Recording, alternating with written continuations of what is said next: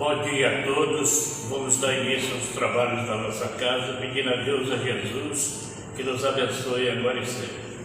Vamos ler uma página do livro Caminho, Verdade e Vida, Francisco Cândido Xavier, pelo Espírito de Emmanuel. Lição 125, Filhos e Servos. Ora, o servo não fica para sempre na casa, o filho fica para sempre. Palavras de Jesus está em João, capítulo 8, versículo 35. E Emmanuel faz o seguinte comentário a respeito desse versículo. Na sua exemplificação, ensinou-nos Jesus como alcançar o título de filiação a Deus. O trabalho ativo e incessante do desprendimento dos interesses inferiores do mundo. A perfeita submissão aos desígnios divinos constituíram traços fundamentais de sua missão na Terra. Muitos homens, dotados pela bondade e pelo caráter adamantino, sacerdotes, dignos e crentes sinceros, poderão ser dedicados servos do Altíssimo. Mas o Cristo induziu-nos a ser mais alguma coisa. Convidou-nos a ser filhos, esclarecendo que esses ficam para sempre na casa. E os servos, esses, muitas vezes experimentam modificações, nem sempre permanecerão ao lado do Pai. Mas não é a terra igualmente uma dependência, ainda que humilde, da casa de Deus. Aí palpita a essência da lição. O mestre aludiu aos servos como pessoas suscetíveis de vários interesses próprios.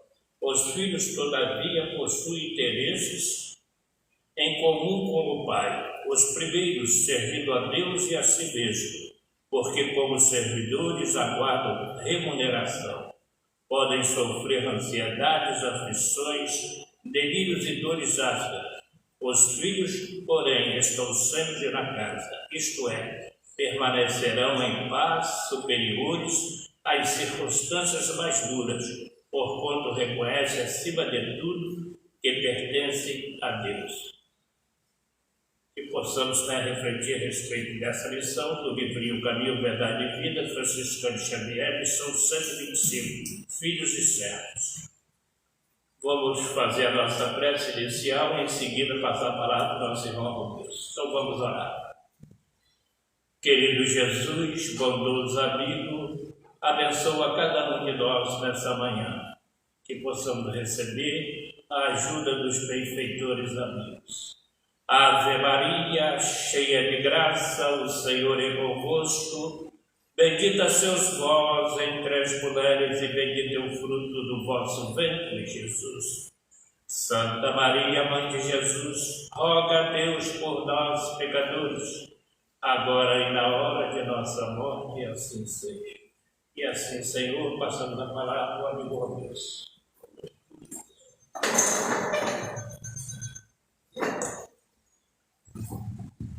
Bom dia a todos. Que a paz do Divino Mestre Jesus esteja nos nossos corações.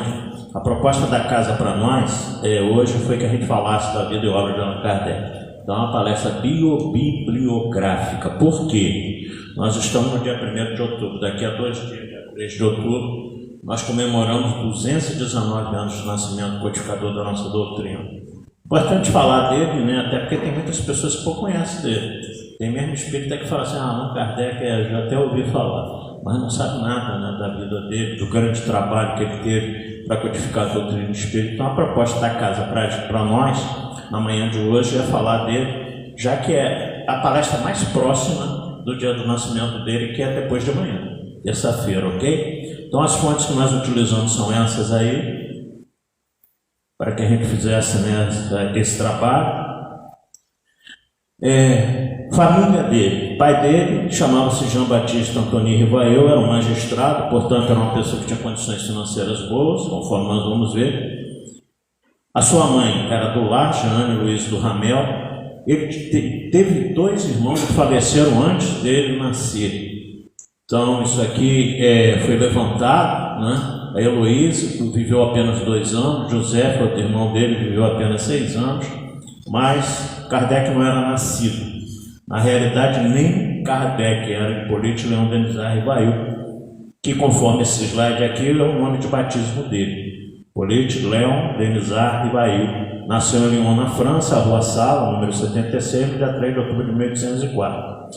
Bom, como o pai tinha condições financeiras, assim que ele atingiu a idade de fazer os seus estudos, que hoje a gente compararia ao nosso ensino fundamental segunda fase, ele foi encaminhado, então, para o Instituto de Johann Henry Pestalozzi, grande pedagogo suíço, que tinha no Castelo de Yverdon esse trabalho fantástico, né, com jovens. Mas é curioso observar que quando Kardec, esse aí é a foto original, né, é uma pintura de como era o Castelo de Yverdon, onde Pestalozzi lecionava, onde ele formava seus alunos.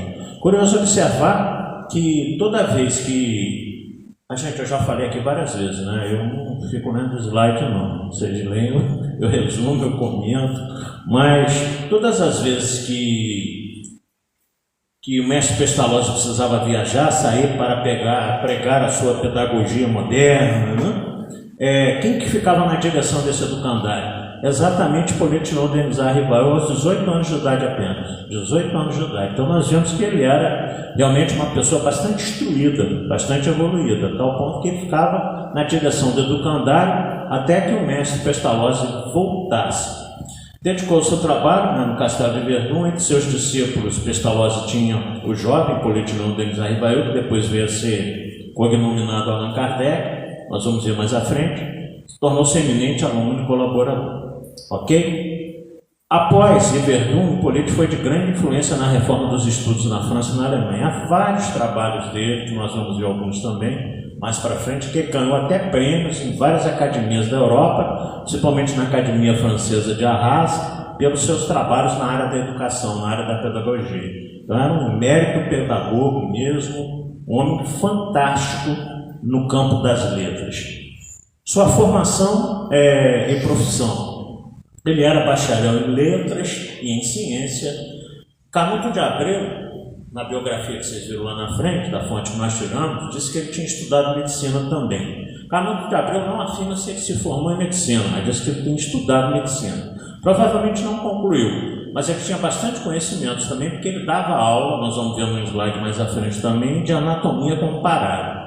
Para você falar de anatomia, você tem que ter algum conhecimento de medicina, né? Falava 5 idiomas, alemão, inglês, italiano, espanhol, além da sua língua natal, francês, e podia expressar-se também em holandês. Então era um homem poliglota.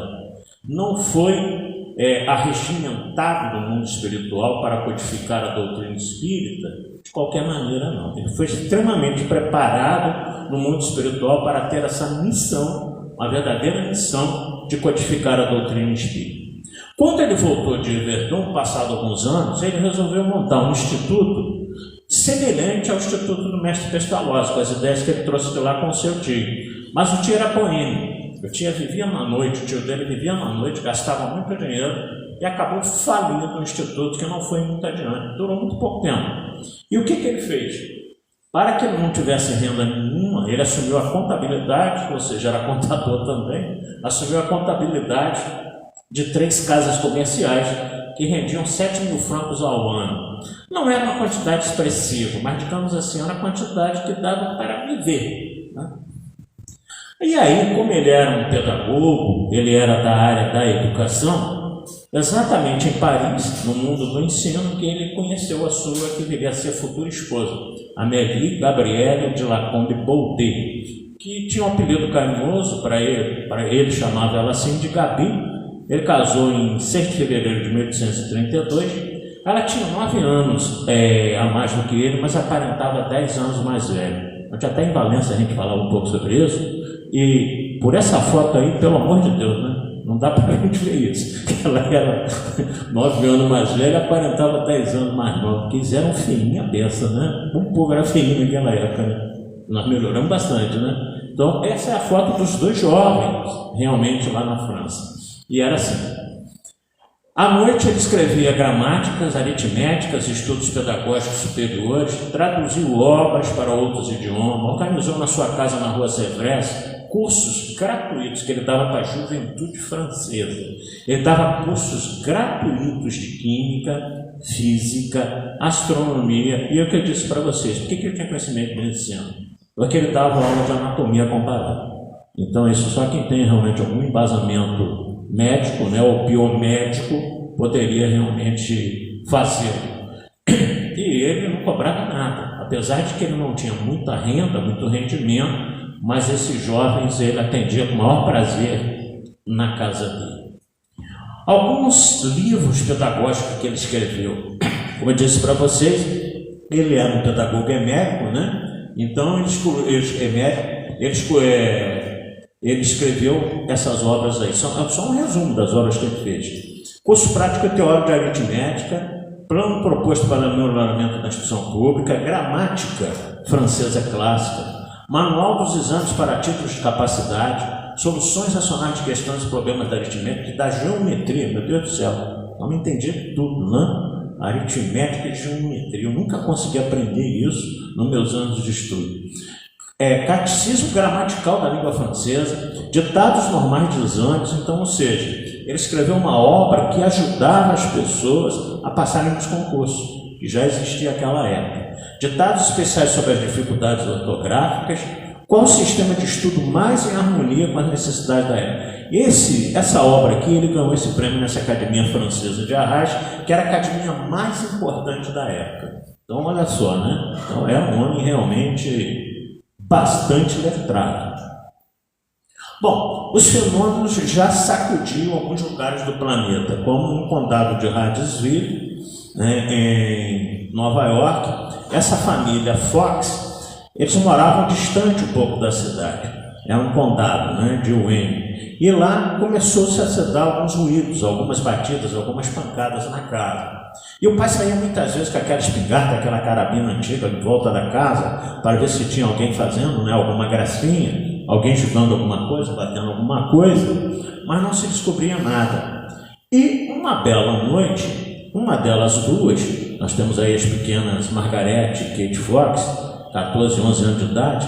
Gente, tem 14 e 11 anos de idade ali. Por isso que eu disse que o povinho era bem fininho naquela época, né? E aí o que aconteceu? Elas começaram a tentar dialogar com esses barulhos. Perceberam que... E o barulho respondeu, né? Tipo assim, se você é alguém, dá uma pancada, uma batida. Aí deu uma pancada. Isso assim, dá duas batidas. Aí dava duas batidas. E aí, então, elas chegaram à conclusão que, na realidade, quem estava promovendo aqueles ruídos na sua casa era um espírito, a quem elas chamaram do senhor Pé de Cabra, né, na ingenuidade da infância delas. Mais tarde, foi-se descobrir que esse espírito, na realidade, era chamado Charles Rosa, que era um caixeiro viajante, que se hospedou ali há muitos e muitos anos atrás, e o dono daquele lugar, para ficar com a mercadoria dele, porque ele era um caixeiro viajante, saía vendendo as coisas, assassinou ele e emparedou ele, né? Botou ele atrás lá de uma parede, morto, e fez uma parede. E aconteceu que ele estava agarrado ali, como se diz no popular, ele estava preso àquele local ali. Então era aquilo que se chamava na época uma casa assombrada, mas é porque o espírito daquele que for assassinado ali, ele estava pousado ali, dormindo ali, ele ficou ali, né, naquele casebre ali. E elas eram, curiosamente, da igreja protestante. E a família sofreu terrivelmente com isso. Tiveram até que sair do local lá, tiveram que mudar da igreja, porque acreditavam que elas estavam sofrendo uma influenciação demoníaca. Embora elas dissessem, não, os dirigentes da igreja lá, os pastores, que não, é alguém que foi morto ali, que está ali. Mas eles não acreditavam, achavam que elas estavam sofrendo uma possessão demoníaca e elas tiveram sérios problemas na igreja e naquela localidade. Em 1854, o condado de Hadesville foi em 1848, em dezembro, no final do ano de 1848, aqueles fenômenos.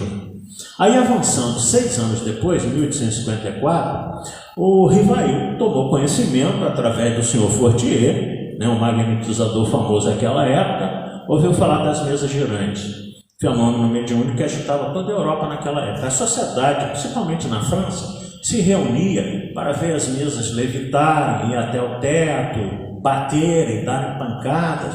Criou-se até um código alfabético, uma pancada a letra A, 2 pancadas a letra B, fazia pergunta, a mesa respondia, uma gravura ali, né? Como eram essas reuniões naquela época. Só que ele, como homem de ciência, disse para o senhor Fortier: olha só, se você não puder me provar que a mesa tem cérebro para pensar, nervos para sentir, e possa se tornar sonâmbulo, ou seja, como os sonâmbulos fazem, levanta e sai andando e tudo mais, eu não vejo nisso apenas uma fábula para provocar o sono. Então, ou seja, ele não acreditava realmente naquilo, como homem de ciência que é natural, ele preferia recusar essa informação como sendo verdadeira. Ainda, né, esses fenômenos das mesas girantes passaram a fazer parte do noticiário. A imprensa da época noticiava que em vários lugares esse fenômeno estava acontecendo. Em 1855, Carlotti, um amigo dele, que nasceu na região da Córcega, na França, é uma ilha muito bonita, mas dizem que os córcegos que nascem lá são bastante agitados, são bastante, sangue quente, como se diz, e o Carlotti convidou ele para participar dessas reuniões, e ele recusou. A princípio ele não quis ir. Falou: não vou participar disso não. Já falei com o senhor Fortier lá que se não puder me provar que a mesa tem cérebro dentro, não acredito nisso não. Aí o senhor Carlotti praticamente jogou uma praga nele. Falou assim: um dia você será um dos nossos. Falou bravo com ele e foi embora. E quem disse que praga não pega, né? Menos de 2 meses depois, dia 30 de maio, numa terça-feira, estava ele lá na casa da média Plano Amazon, na rua Granger Bautelier, assistindo uma reunião junto com outro amigo dele, o senhor Patier. E aí, pela primeira vez, ele viu aqueles fenômenos. E como homem de ciência, ele disse uma coisa muito interessante: eu entrevi naqueles fenômenos alguma coisa de muito sério, que é a revelação de uma nova lei que a mim me propôs investigar ou aprofundar, né? Então ele falou: opa, peraí, tem alguma coisa de estranha aí, realmente é um fenômeno, e quem sabe nessa lei nova eu não encontro a explicação do passado, do presente, do futuro. Então ele passou a frequentar as reuniões, como nós vamos ver no próximo slide, semanais, para participar daquele evento. Acontece que já haviam várias reuniões nesse sentido. E os amigos dele, alguns dos amigos dele aí, o senhor Carlotti, aquele que roubou praga nele, um dia vocês serão um dos nossos, René Talandete, Demã Manté, Sardô Pai Filho, o editor, que depois veio editar o Livro dos Espíritos, eles reuniram 50 cadernos com apontamentos e passaram para ele. Disseram assim, né? Só você tem condição de dar uma organização disso daí. Só você tem condição de sistematizar, metodizar, separar por assunto, né? E julgaram isso na mão dele. Tem até uma gravura lá, cheia de livros, cheia de coisas lendo lá. Isso é do filme Allan Kardec. Aí o que acontece? Ele teve esse trabalho enorme de compilar. Por isso ele ficou conhecido como codificador da doutrina espírita, que ele separou por assuntos. Aí nas reuniões que ele passou a frequentar depois, o que ele fazia? Tudo aquilo que ele analisou, gente, vocês imaginam, à noite, isso aí era feito à luz de vela. As coisas que ele escrevia era com uma pena, molhando no tinteiro, formular novas perguntas para serem submetidas nas outras reuniões, para saber a resposta dos espíritos, em função de tudo desses 50 cadernos que ele analisou. Tinha coisas que ele tinha dúvida, ele submetia de novo aos espíritos. Por isso que eu costumo dizer, ele foi aquele persistente necessário para que a doutrina espírita depois pudesse surgir, porque ele investigou mesmo, ele não se deu por satisfeito não. Então ele pegava, e o que ele concluiu? Ele falou assim: bom, eu só posso publicar aquilo que eu tenho certeza que é verdade. Então ele mandava várias perguntas para vários médicos em reuniões diferenciadas. Depois ele fazia a compilação daquilo ali, via as respostas que eram realmente que batiam, que era igual de vários lugares, e aí ele chegava à conclusão que aquilo ali, então ele podia publicar, porque era verdade. Então por isso que eu digo que foi um trabalho enorme, foi um trabalho homérico, herculino, de um homem só para conseguir fazer isso. E ele adotou o pseudônimo de Allan Kardec, que é o espírito Zéfiro, que depois passou a participar das reuniões na casa dos Baldãos, né, através da médium Jafé também. ele sugeriu a ele que adotasse o pseudônimo para quê? Separar o homem de ciência, que era Hippolyte Léon Denis Rivail, conhecido em toda a Europa como pedagogo, com aquelas várias obras que vocês viram, e tantas outras, para separar daquele que viria codificar a doutrina espírita. Senão, o que as pessoas podiam pensar? Para ele foi fácil escrever o Espiritismo, escrever a doutrina espírita, porque ele fazia isso, ele tinha várias obras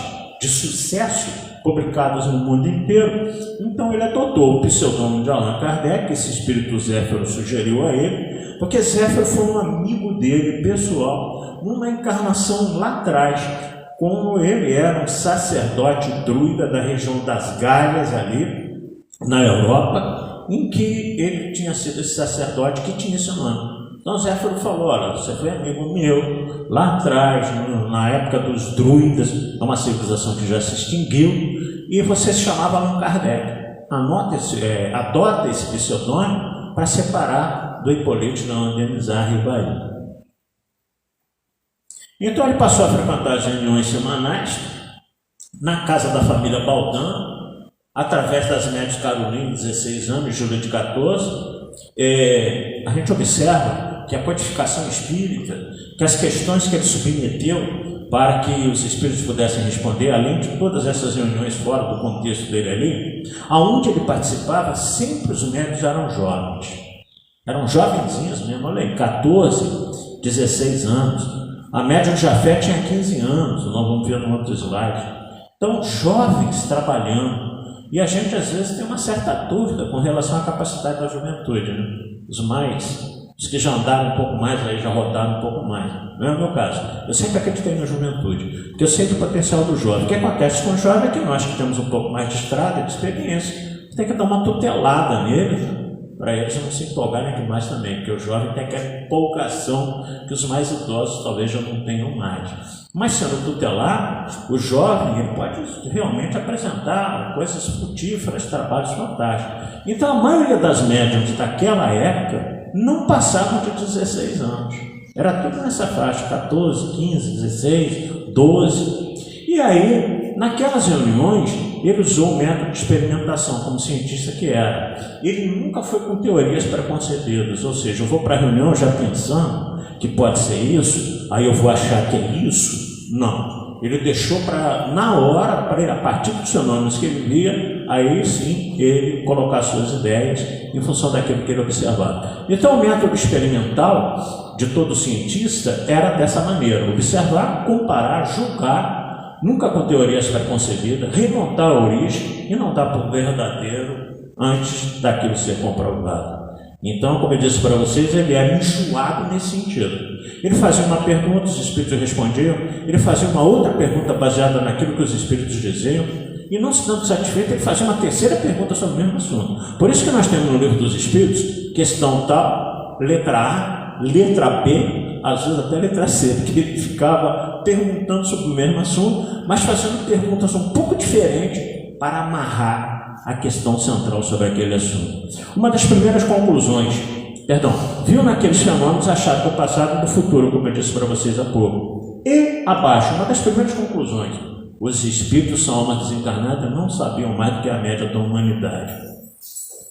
Isso é interessante a gente observar, porque tem pessoas que falam assim: o espírito falou. A gente precisa analisar. Kardec fala: tudo que os espíritos disserem, nós temos que colocar sob a ótica da razão. Não é porque ele está no mundo espiritual, porque Kardec diz ali, ele percebeu que muitos desses espíritos são almas desencarnadas e que não sabiam mais do que a média da humanidade. Tem pessoas que sabem mais do que a gente, muito mais do que a gente. A gente tem que ter a humildade de reconhecer isso e se instruir com essas pessoas.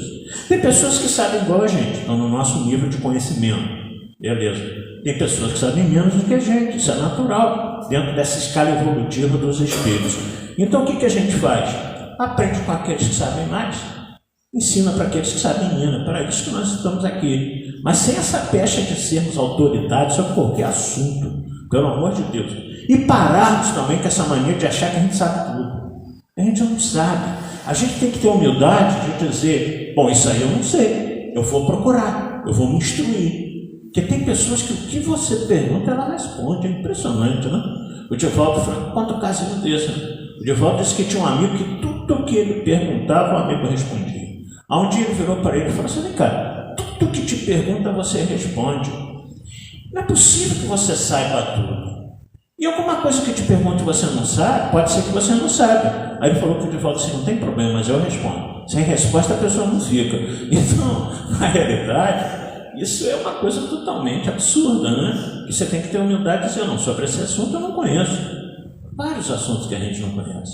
E a gente tem que ter essa humildade e dizer: não, isso aí eu não sei, eu vou pesquisar.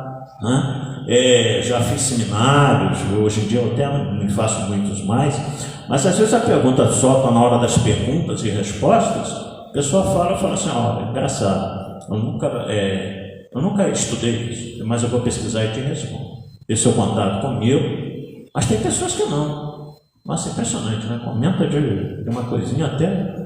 Então, Erasto, e as pessoas falam que é Kardec, eu já ouvi orador espírita dizer: Kardec diz, não é Kardec não. Erasto, o livro dos médios, por isso que a gente tem que estudar muito. Eu já vi até em literatura aí consagrada, tá? Dizer assim: a maior caridade que nós podemos fazer à doutrina espírita é a caridade da sua divulgação. Isso está errado. No livro Estude Viva, psicografia de Francisco Cândido Xavier e Valdo Vieira, em todos os capítulos, Emmanuel responde, André Luiz responde. E no livro Estude Viva, no capítulo 40, está lá da seguinte forma: uma das maiores caridades que nós podemos fazer ao Espiritismo é a caridade da sua divulgação. Uma das, não é a maior. Então a língua portuguesa é muito rica e a gente tem que ter muito cuidado com as coisas que a gente divulga, porque divulga a coisa errada, a pessoa sai com aquele conceito errado. Então é Erasto que diz que é melhor recusar 10 verdades do que admitir uma única falsidade, uma só teoria errônea.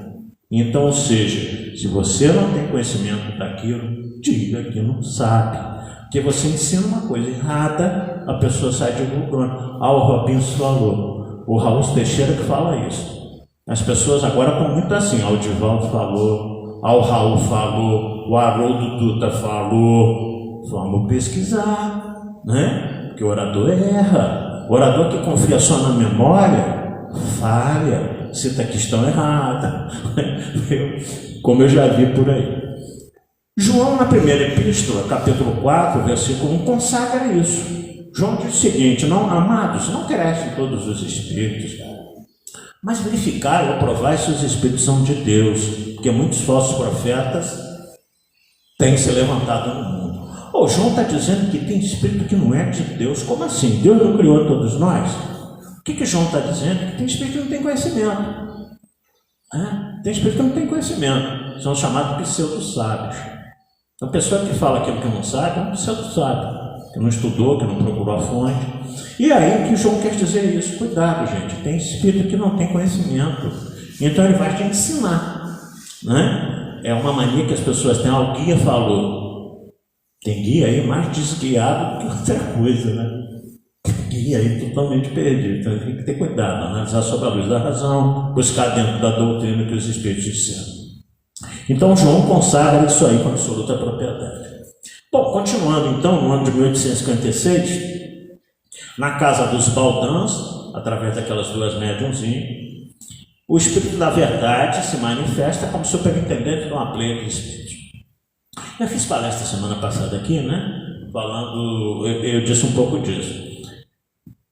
Quando eu falei sobre o Cristo Consolador, capítulo 6 do Evangelho segundo o Espiritismo. O Espírito da Verdade, ele prometeu que ele viria, na época do Consolador prometido, nos revelar novas coisas, nos lembrar aquilo que Jesus tinha dito. E se nós lermos no capítulo 6, o Espírito da Verdade diz: eu sou aquele mesmo que vos falei em Israel. O Espírito de Verdade é o próprio Cristo. Mas ele trouxe uma pleiade de espíritos junto com eles para codificar a doutrina espírita. Nós temos ali São Luís, Santo Agostinho, Férnelon, Emmanuel, né? Tem uma série de espíritos ali que faziam parte dessa pleiade dos espíritos que Jesus trouxe para codificar, para compor a doutrina espírita, ok? Então, mais tarde, o Espírito Zéfiro fala novamente da amizade deles dois, né? E o Espírito da Verdade disse que ele ia revisar com essa trilha de espírito todo o trabalho, todos aqueles 50 cadernos em que ele foi formatando, em que ele foi separando por assunto, seria revisado pelo mundo espiritual. Isso aconteceu. Em 1856 ainda, 2 meses depois, nem dá 2 meses, 1 mês e 12 dias, Aline Carlotti confirmava e advertia quanto à missão dele. Olha, você é o responsável por esse trabalho, né? Você já está lá com seus 50 cadernos de anotações, toma cuidado com aquilo que você vai fazer. Bateu nele a preocupação natural de qualquer ser humano. Você imagina com um trabalho dessa natureza, desse tamanho. O que aconteceu? Ele temeu pelo sucesso do trabalho. E é por isso que ele diz ali, né? Mas se eu fracassar? Preocupação natural de qualquer um que ganha, que recebe a tarefa de um grande trabalho. Mas se eu fracassar? Resposta do Espírito da Verdade. Acaso pensa que os desígnios de Deus se assentam na cabeça de um homem só? Se tu fracassar, outro virá te substituir, porque a obra tem que sair, a obra tem que ser concluída. Então não tem essa preocupação. Mas estaremos contigo até o final, a assistência não te faltará. Sempre que nos chamar, veremos em teu socorro. Isso aconteceu. Agora, gente, esse Espírito da Verdade mesmo diz a ele o seguinte: olha só, se tu aceitares a missão, por isso que eu falo, só homens grandes, só espíritos evoluídos aceitam uma missão dessa natureza. Se tu aceitares a missão, saiba que, né, te acontecerá isso, seus amigos de primeira hora virarão as costas para você, você adoecerá, a sua vida será encurtada em vários anos pelo tamanho dessa tarefa. Vocês aceitariam? Eu tenho dúvida se eu aceitaria isso, né? Essa missão é tua aí, mas tu vai ter a vida encurtada em vários anos, os amigos vão virar as costas, você vai sofrer terrivelmente, você vai adoecer, né? O que ele fez? Sem problema algum, eu aceito, né? Pode mandar que, né? E os espíritos realmente nunca deixaram de assistir, todo momento que ele precisou. Até quando ele escrevia algumas coisas assim em dúvida, teve uma vez que ele estava escrevendo de madrugada e ele começou a ver umas pancadas no solo. Aí começou a ver as pancadas e ele interrompeu aquilo que ele estava fazendo. No outro dia, na reunião mediúnica na casa daquelas médias, o espírito disse para ele: fui eu, porque o que você estava escrevendo não estava muito correto. Então eu te alertei através daquelas batidas, daquelas pancadas, para que você parasse o trabalho ali e depois analisasse com calma. Então hoje, faça isso. Reflita naquilo que você escreveu ontem, porque o caminho não é por ali. Então nunca faltou essa assistência. Aí às vezes a gente é um pouquinho pretencioso, né? A gente é meio bobinho, né? Há muitos anos atrás, quando eu escrevia na revista O Reformador da Federação Espírita Brasileira, eu escrevi durante 10 anos. E eu geralmente a melhor hora para escrever esses artigos é de madrugada. À noite, quando todo mundo foi dormir, né? A esposa foi dormir, os filhos e tal. Então, a melhor hora para escrever. Aí o que eu fiz? Estou lá já quase mais de meia-noite escrevendo um artigo lá. Aí comecei a ver um barulho no teto. Falei, caramba, né? Será que estão me avisando que esse artigo não está muito bom? Pretensão das pessoas ingênuas, uma coisa, né, fantástica, né? Vê se é divertido como Kardec foi. Mas bobinho na época, né? Pretencioso. Falei assim, vou parar de escrever esse artigo porque esse barulho, né? Daqui a pouco o barulho foi aumentando. Era um inverno, frio danado. Daqui a pouco eu falei, já sei o que é. Arrebentou a boia da caixa d'água, né? Aí eu subi lá em cima, 1h da manhã, uma friagem danada, tirar a tampa da caixa d'água, botei um ananinho prendendo na boia, desci, falei assim de mim para comigo, mas tu é muito ingênuo, né? Você achar que o espírito estava te orientando para o artigo, que a boia já tinha arrebentado outras vezes. Aí eu brinco nas palestras, quando eu cito isso, que eu falo assim, era o espírito boia furada, que estava me avisando que o trabalho não estava bom, né? Nada a ver, a boia que arrebentou lá. Então a gente às vezes fica com essas coisas, achando que a gente é bobinho, né? Mas a gente vai crescendo, vai evoluindo, vai aprendendo. E assim, a 18 de abril de 1857, lançou em Paris o Livro dos Espíritos. Desde então, Kardec já informava que os autores da doutrina espírita eram os espíritos superiores, de que haviam recebido, conforme prometido por Jesus, em João capítulo 14, versículo 15 a 17 e 25. Kardec nunca disse que o trabalho era dele.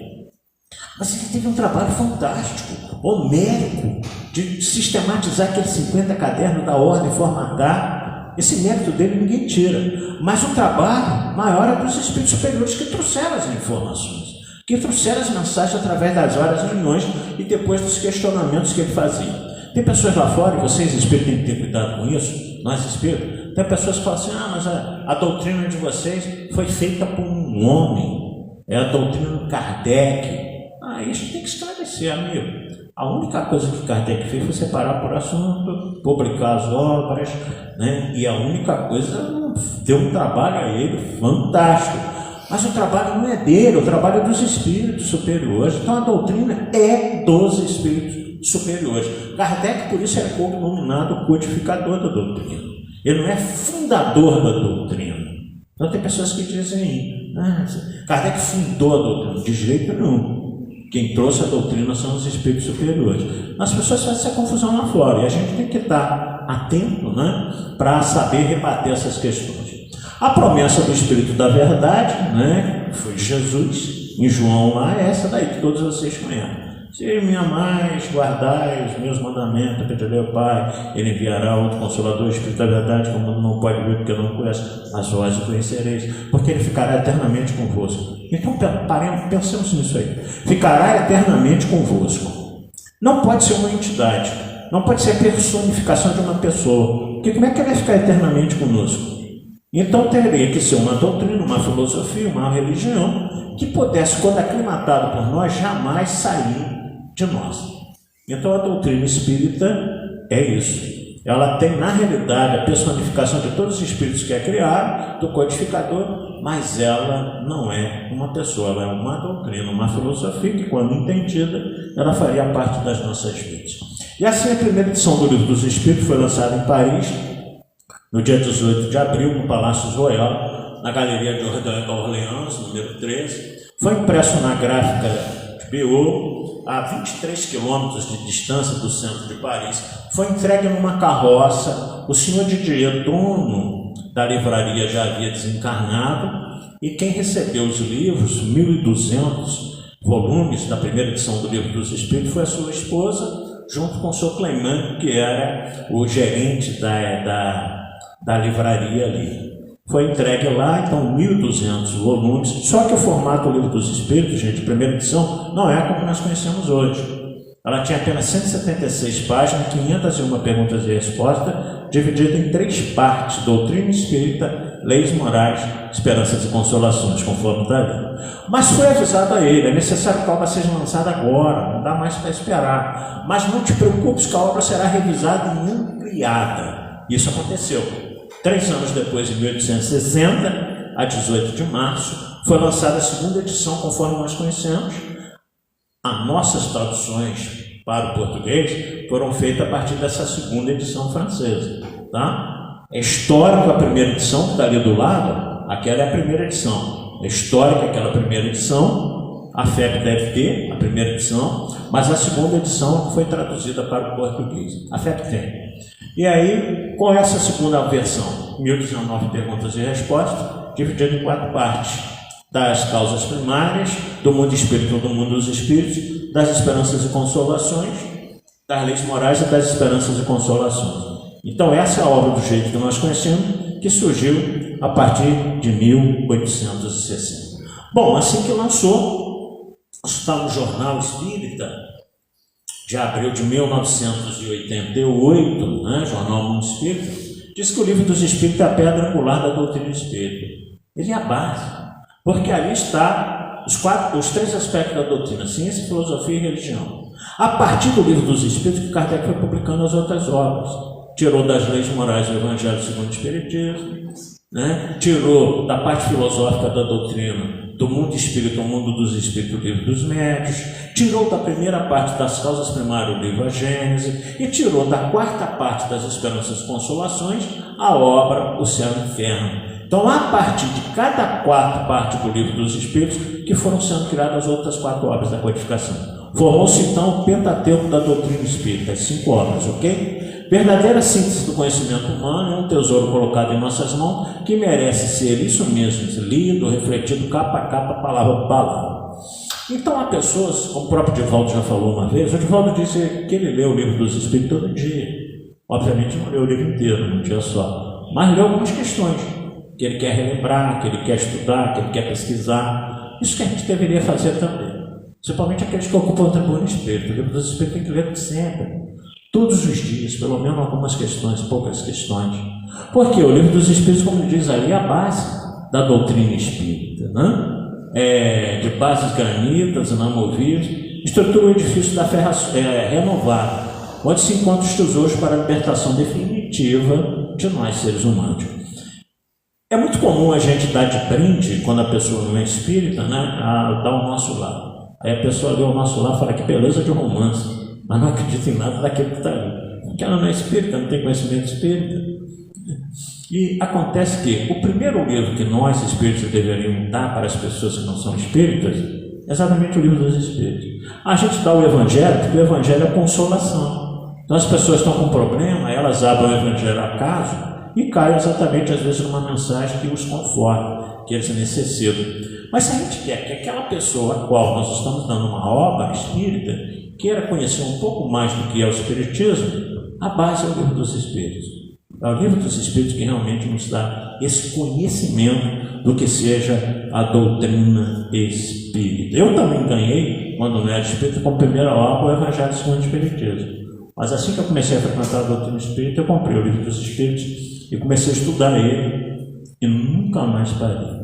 E eu não sei muita coisa dele não, né? A gente tem que ter também esse pensamento de que a gente vai desencarnar estudando e vai saber muito pouco.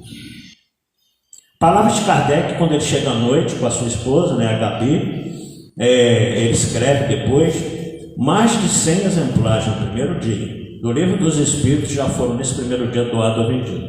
Cada volume, diz ele, será 1 grão de vida nova lançada ao coração de um homem velho.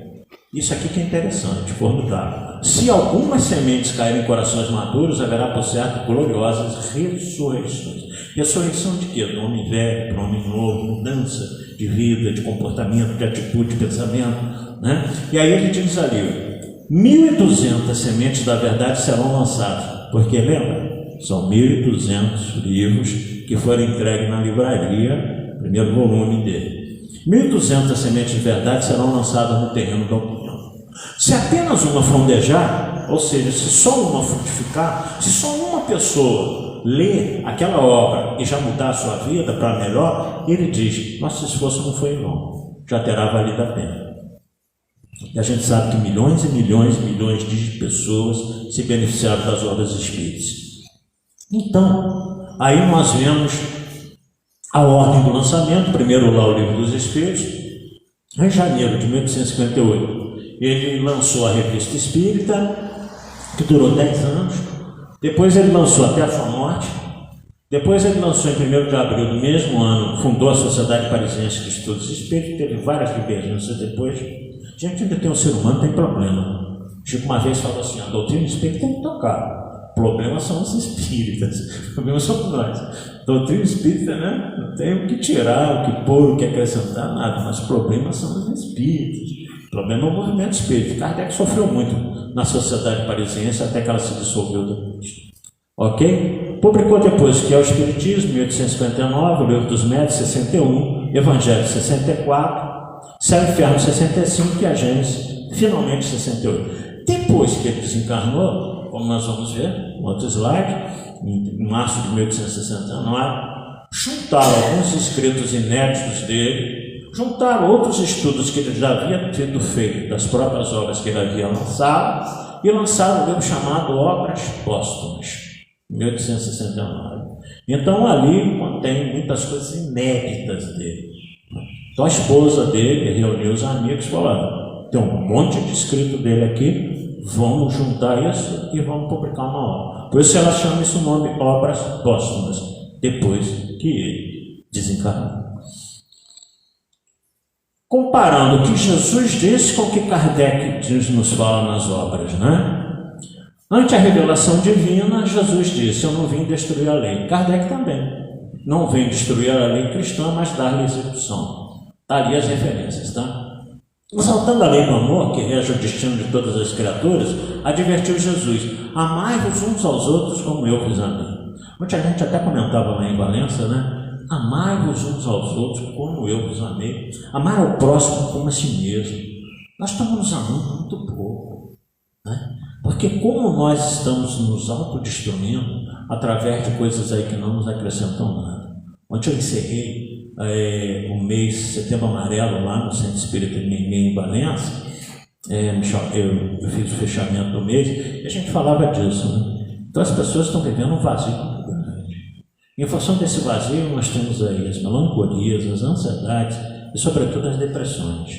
O mundo está muito deprimido, não só o Brasil, mas no geral. Então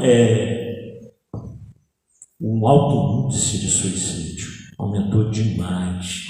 Os dados mais recentes dão conta que nós temos aí um número excessivo e absurdo de suicídio. Por quê? Exatamente porque as pessoas estão ociosas demais. Eu até falava lá, né? Tem um ditado popular que eu aderi há tempos atrás, que hoje eu não concordo mais com ele, não. Aquele que diz assim: cabeça vazia, oficina do diabo, do capeta, né? Eu também eu consagrava esse princípio. E depois eu mudei de opinião. Cabeça vazia é cabeça vazia. Não tem nada dentro dela. Então não é oficina do capeta, não. Pode ser oficina do capeta se você entrar pelas coisas ruins. Mas por que não pode ser oficina de Deus, a cabeça vazia? Por que a gente não pode ocupar a nossa vida com coisas boas? Por que a gente não pode ocupar a nossa vida com boas leituras, com bons vídeos, né? Com boas mensagens na internet? Então a sua cabeça deixa de ser vazia e passa a ser ocupada por Deus. Por que tem que ser para o diabo, né? A cabeça vazia. Então a cabeça vazia é um perigo nesse sentido, porque ela está apta a receber qualquer tipo de informação, qualquer coisa. Mas então a depressão está aumentando demais por causa disso. As pessoas estão muito materialistas. As pessoas estão pensando demais só nas coisas do mundo material, esquecendo que nós somos espíritos imortais, né? Cuidando excessivamente da vida material, e a gente tem que cuidar, nós estamos numa matéria natural que a gente cuide, mas e a vida espiritual? Qual é o conteúdo que nós estamos juntando? Quais são os nossos valores que nós vamos levar para o lado de lá? Nada do que nós estamos juntando material vai levar, vai ficar por aí. Agora, estamos procurando crescer, estamos procurando estudar mais, estamos procurando praticar sobretudo. A gente consegue, Robinson? Não, claro que não. Se a gente conseguisse praticar tudo aquilo que a gente estuda e aprendesse, não estávamos mais aqui. Estávamos mais escalas evoluídos. Mas isso não é desculpa. Isso não é desculpa para a gente não tentar melhorar. Então a gente precisa tentar melhorar sempre, né? Agora, então Kardec nos fala: estando a lei de amor regida pelo amai-vos uns aos outros, como eu vos amei, Kardec diz: fora da caridade não há salvação. É a bandeira da doutrina espírita. Tanto é que Kardec diz no capítulo 15 do Evangelho segundo o Espírito para nos falar da caridade. Uma das mais belas definições que eu já vi de caridade na minha vida é: caridade é o amor em movimento.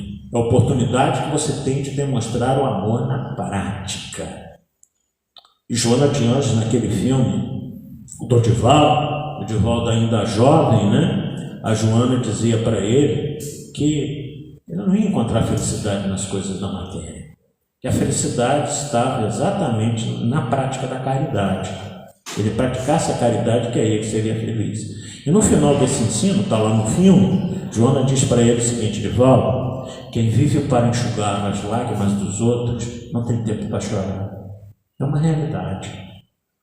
Você trabalha o tempo todo a benefício de alguém, você esquece de você mesmo, esquece dos seus problemas. Salientando ainda o imperativo da educação, Jesus nos diz: sede perfeito como perfeito é o Pai Celestial. Kardec acrescenta: reconhece o verdadeiro espírito pela sua transformação moral e pelos esforços que emprega para domar suas más inclinações. Pela sua transformação moral. Nós não estamos plenamente transformados, senão nós estaríamos aqui. Agora estamos fazendo esforços para domar as nossas más inclinações? Sim. Eu tenho certeza que todos nós estamos fazendo. Mas mesmo assim a gente erra, a gente falha. Uma vez perguntaram ao Chico Xavier, eu nunca esqueço, perguntaram: Chico, o que é a tentação?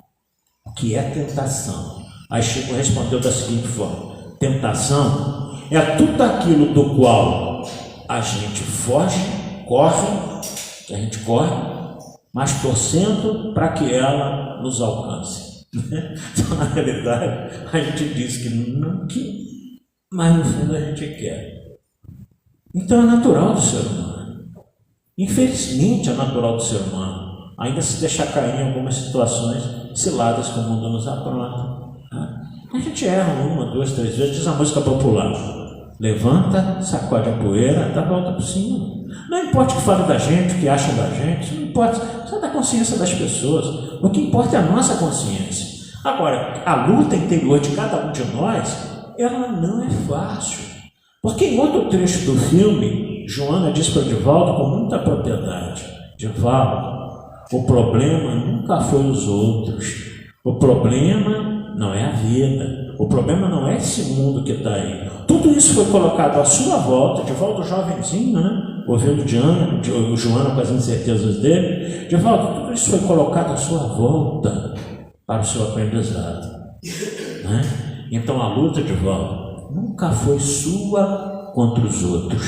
A luta sempre foi sua com você mesmo.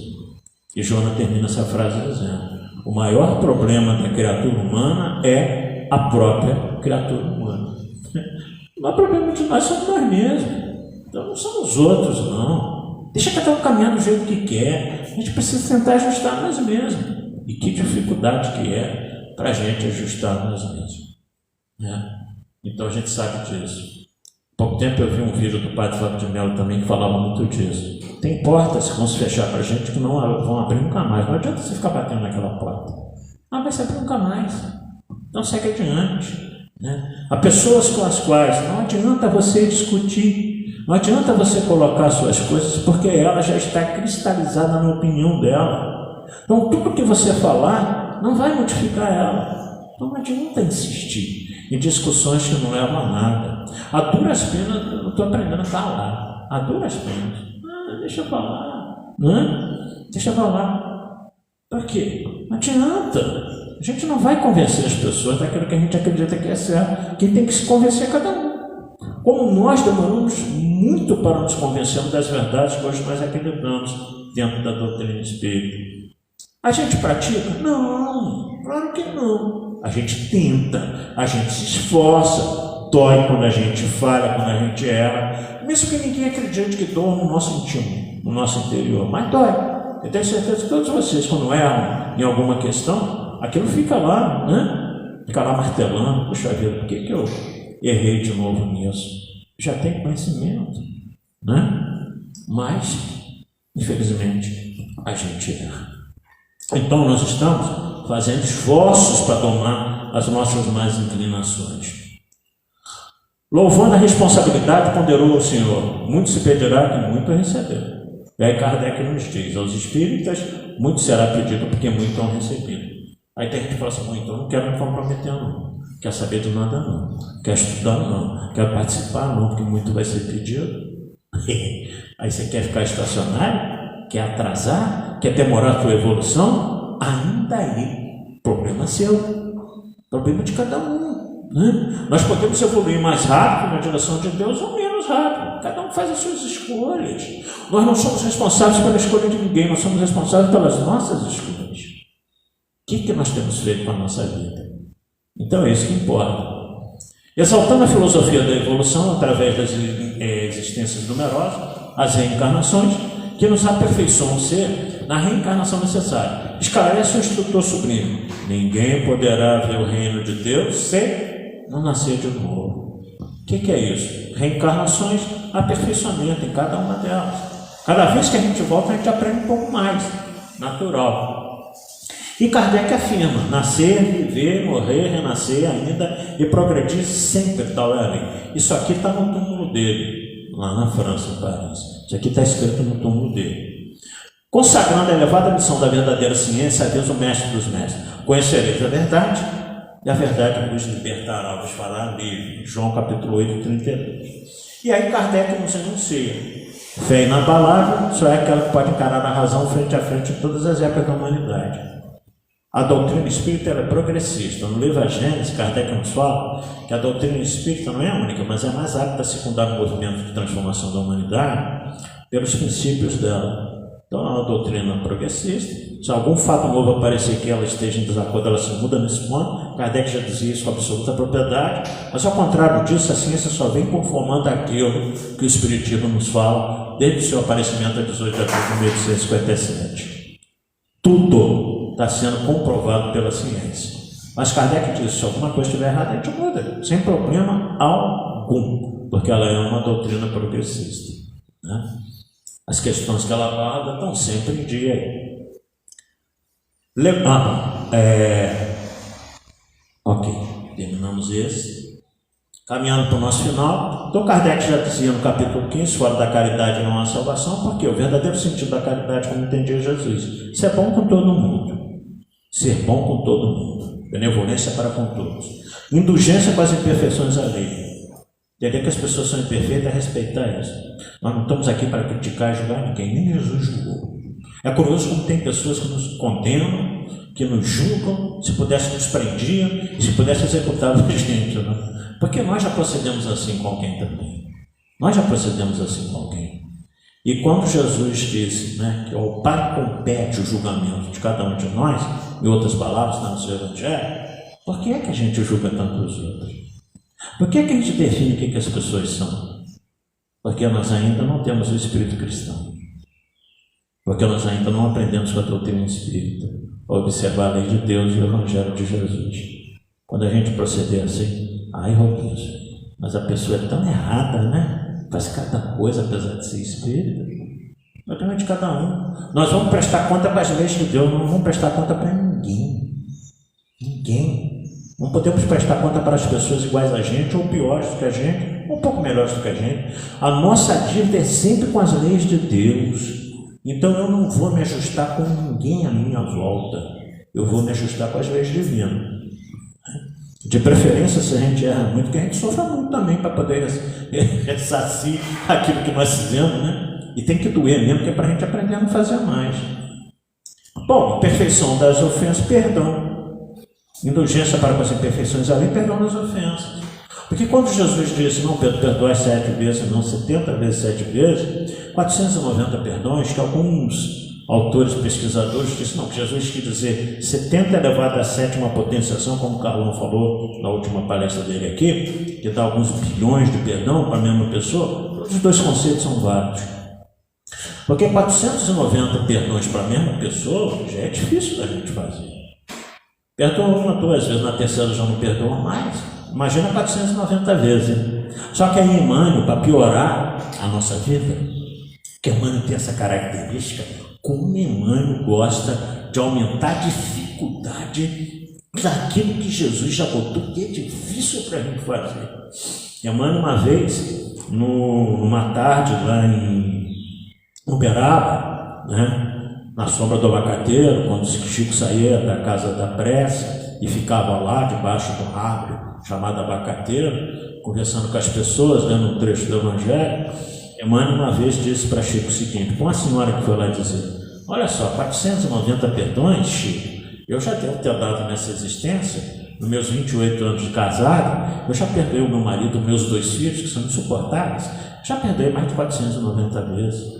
Aí Chico dá aquela paradinha, quando Chico dá aquela paradinha, diz, mano, aqui ao lado, aí é fulminante. Ele disse assim, Emmanuel aqui ao meu lado, está pedindo para dizer para a senhora, que quando Jesus disse 490 perdões para a mesma pessoa, mas é também para cada erro dessa pessoa, para o mesmo erro, para o mesmo erro. Então, para cada erro da pessoa, o mesmo erro, 490 perdões. Complicado, né? Por isso que eu falo que não é fácil, não. Mas ensinamos-nos que o perdão é infinito. Ah, mas você não sabe o que fez comigo. Beleza? Quer voltar para ver lá atrás o que você fez com essa pessoa? Melhor não. Não é? Melhor não. Perdoe agora, reconcilie com o teu adversário enquanto estás a caminho com ele. Leva o problema para outra vida, não. Mas tem pessoas que querem levar, o que a gente pode fazer? O que a gente pode fazer? O ideal é que a gente vivesse em paz com todo mundo, mas tem pessoas que não querem. paciência, sigamos o nosso rumo.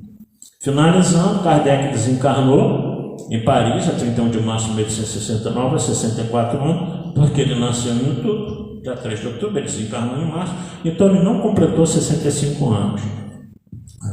Quando se preparava para mudar para uma casa maior, seu corpo está enterrado no cemitério de Père Lachaise, em Paris.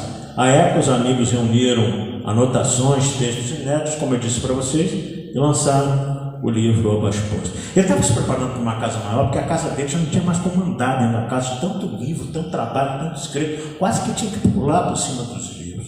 Então a casa era pequena, ele arrumou uma casa maior para que ele pudesse levar os seus trabalhos, ok? Então a nossa intenção na manhã de hoje é essa, um resumo sobre o codificador e a codificação, que a gente deve procurar conhecer mais profundamente a doutrina espírita, que surgiu como uma nova era para a humanidade. O túmulo de Kardec é sempre visitado, não faltam flores, quem sempre a visita, não só de franceses, mas de pessoas do mundo inteiro que consagram a doutrina espírita, principalmente brasileiro. Brasileiro, quando vai lá, tem que visitar o túmulo de Kardec, né? O brasileiro gosta disso.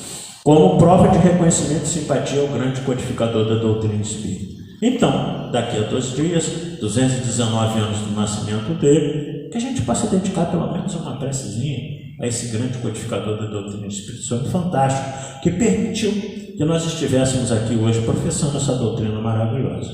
Em nome de Jesus, em nome dos espíritos superiores, amigos, essa pleite de espíritos, que nós agradecemos sobremaneira por terem nos trazido tanto conhecimento, tanta nova revelação do Evangelho de Jesus sob a ótica da doutrina espírita. Muita paz a todos. Eu também fazer um encerramento para nós.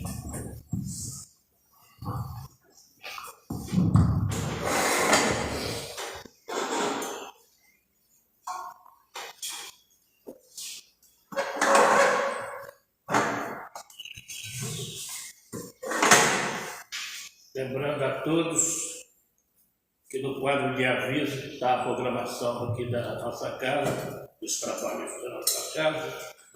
Agradecendo a presença de vocês aqui no salão, agradecer ao Robilson pela palestra desta manhã, agradecer as pessoas que estão nos assistindo e vamos agradecer a Deus, fazer a nossa prece.